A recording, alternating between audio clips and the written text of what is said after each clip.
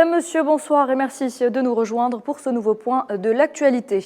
Jour de deuil en Palestine occupée, ils étaient des centaines à assister aux funérailles du jeune Palestinien Omar Man'a, 22 ans, lâchement tué ce matin par les forces de l'occupation sioniste dans un camp de réfugiés au sud de Beit el-Lahm, dans le sud de la Cisjordanie occupée.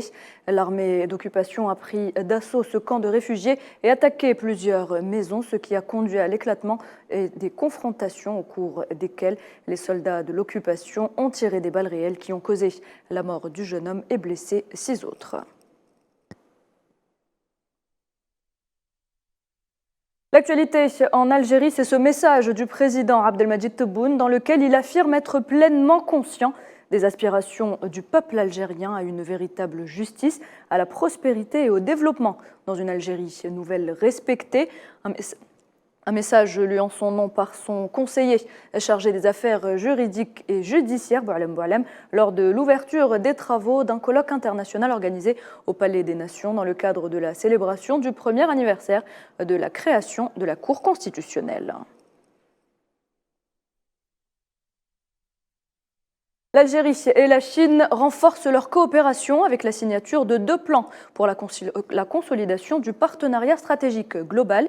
Il s'agit du plan exécutif pour la concrétisation conjointe de l'initiative de la ceinture et de la route et du plan triennal de coopération dans des domaines clés 2022-2024. On reste en Algérie, les startups africaines à l'honneur à Alger. La capitale algérienne accueille le premier forum africain des startups au Centre international des conférences Abdellatif Rahal. Cette rencontre internationale se tient avec la participation de responsables et d'experts dans l'entrepreneuriat et l'innovation venant de plusieurs pays africains et vise à renforcer le rôle des startups en Afrique et à booster leur contribution au développement économique en favorisant l'accès aux sources de financement régionales.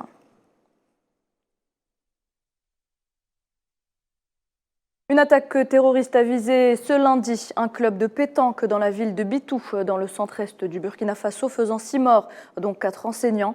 La Fédération des syndicats nationaux des travailleurs de l'éducation et de la recherche a appelé les enseignants à un arrêt de travail d'1 journée ce lundi dans la région.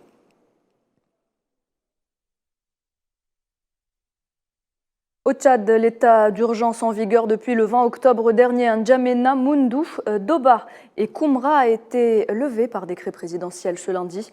Ces villes avaient été placées en état d'urgence suite aux manifestations organisées par l'opposition et la société civile tchadienne pour protester contre la prolongation de la durée de la transition.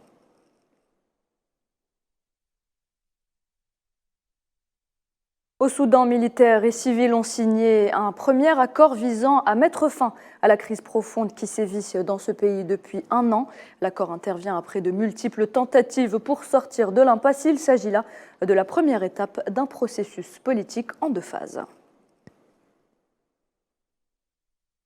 Les dirigeants de la CEDEAO réunis à Abuja, capitale nigériane, ont décidé la création d'une force régionale appelée à intervenir en cas de besoin, qu'il s'agisse de sécurité, de terrorisme ou encore de rétablissement de l'ordre constitutionnel dans des États membres. Ils ont également exigé que l'autorité militaire au pouvoir au Mali libère avant le mois de janvier les 46 soldats ivoiriens prisonniers depuis juillet dernier sous peine de sanctions.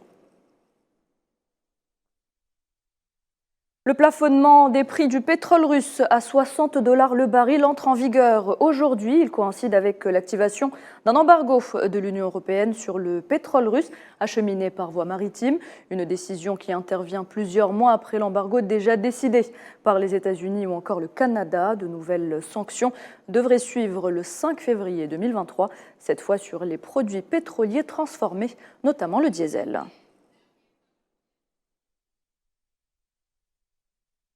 Et voilà, on termine, c'est la fin de ce point de l'actualité. Merci de l'avoir suivi. Je vous donne rendez-vous à 19 h pour le journal de la rédaction.